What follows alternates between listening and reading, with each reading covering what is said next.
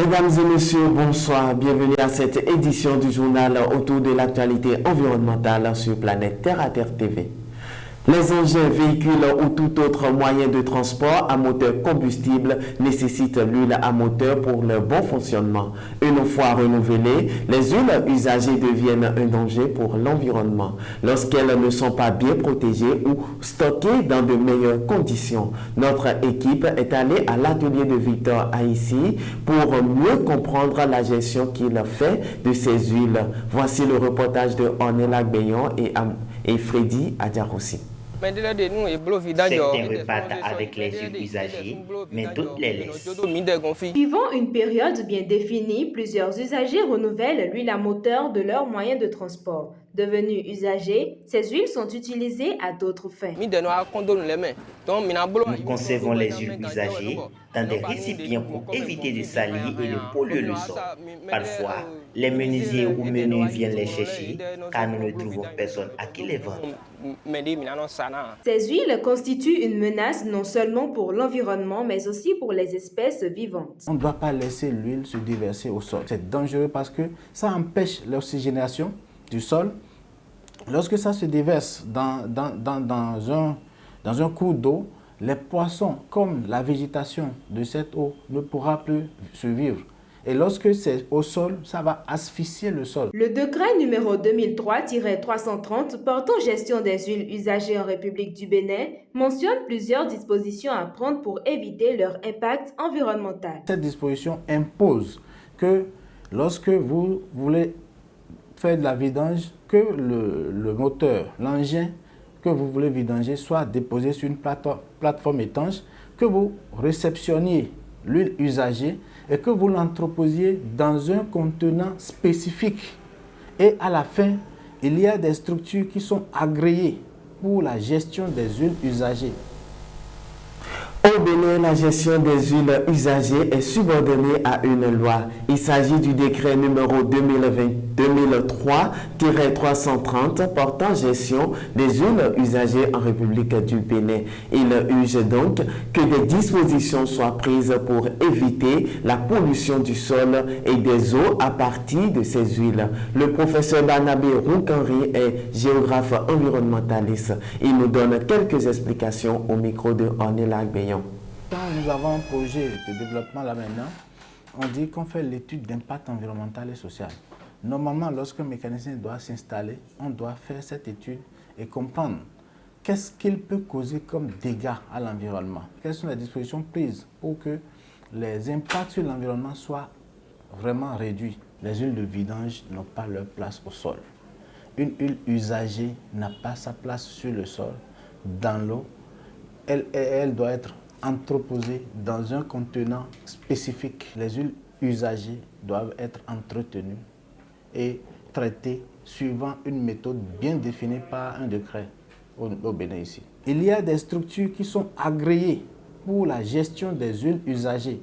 Vous devez avoir un partenariat avec cette structure ou bien l'une de ces structures agréées pour la gestion des huiles usagées. Ces structures viennent récupérer les huiles usagées chez vous et en font le traitement qu'il faut. Parce que tout le monde n'est pas habilité à traiter les huiles usagées de la meilleure façon pour ne pas causer de dégâts à l'environnement. Je voudrais implorer l'ABE qui est dans cette mission-là de ne pas voir seulement les gros projets et de s'intéresser également à ces mécaniciens qui ont des ateliers un peu partout sur le territoire. Tout au moins qu'on puisse les amener à avoir sur place une plateforme étanche où on pourra manipuler les huiles usagées et au-delà de cette plateforme, des fûts spécifiques pour contenir ces huiles usagées et obliger toutes les structures qui manipulent des huiles usagées à avoir un contrat avec des structures agréées pour l'enlèvement régulier de ces huiles.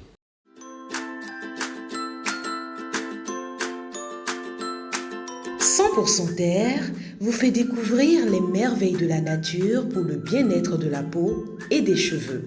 100% Terre, c'est des beurres végétaux, des huiles végétales, des graines et des poudres. Passez votre commande en un clic.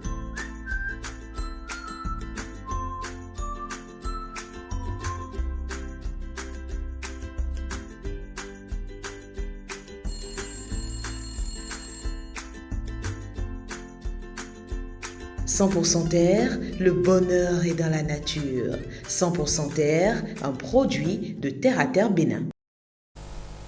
En milieu urbain, semi-urbain ou périphérique, les espaces verts constituent un atout indispensable. Ces espaces jouent divers rôles pour les hommes et au-delà de la végétation, l'esthétique est aussi un autre aspect non moins négligeable. Notre rédaction s'est intéressée à leur importance et leur rôle dans l'écosystème. Nous avons suivi le professeur Niélé. Il est enseignant-chercheur au département de géographie et aménagement du territoire à l'université d'Abomey-Calavi. Voici le reportage. Quand on est en ville, le fait d'avoir déjà un arbre participe à l'accroissement du ratio espéré, quel qu'il soit. Les espaces verts sont des endroits communs aux milieux urbains, semi-urbains et périphériques. Leur importance et leur utilité ne sont plus à prouver. Juste de petites fleurs à la maison, on part du principe que c'est pour orner. Mais cela joue déjà un rôle parce que ça permet d'une manière ou d'une autre de consommer le gaz carbonique tout autour et de vous libérer quelque part de l'oxygène. Pour pleinement bénéficier des bienfaits des espaces verts, l'esthétique est un détail à ne pas négliger. Vous avez tout l'aspect esthétique. Et vous pouvez voir parfois, dans un espace vert, on agence des fleurs de différentes couleurs qui s'harmonisent et franchement, quand vous le voyez, c'est très intéressant. Ces lieux publics jouent un rôle socio-éducatif dans les milieux urbains. Ce sont des éléments qui contribuent au bien-être des êtres vivants. Lorsqu'il fait chaud chez vous, vous avez besoin d'un espace vert ou tout au moins d'un arbre sous lequel vous irez vous reposer.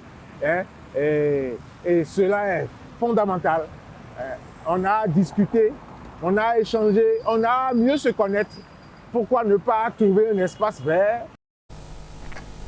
Ces espaces verts sont aménagés selon des règles, codes et lois en République du Bénin. Leur utilité pour tout l'écosystème doit susciter les citoyens autant que nous sommes à les aménager et contribuer à leur entretien. Je vous invite à suivre les explications du professeur Niélé qui vous édifiera davantage. Il est au micro de Myriam Salanon et nous présente l'importance, les rôles et normes d'aménagement des espaces verts en République du Bénin. La première règle remonte à la loi 98-030 de février 1999 portant loi cadre sur l'environnement en République du Bénin. Il précise en son article 60 que toute agglomération doit comporter des espaces verts et des espaces, des zones de divertissement, etc. etc. Donc, ça, c'est la première règle.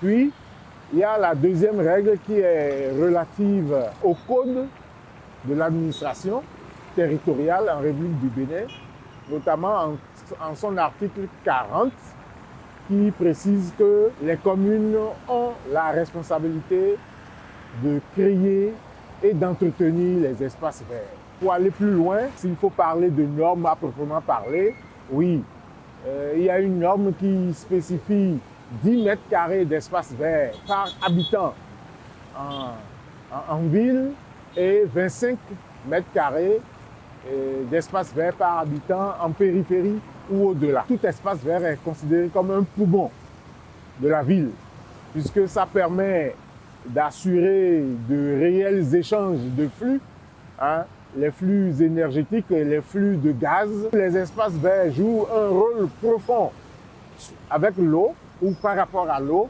Les phénomènes thermoconvectifs, évapotranspiration qui permettent à la pluie, en fin de compte, de descendre, sont aussi liés à ça.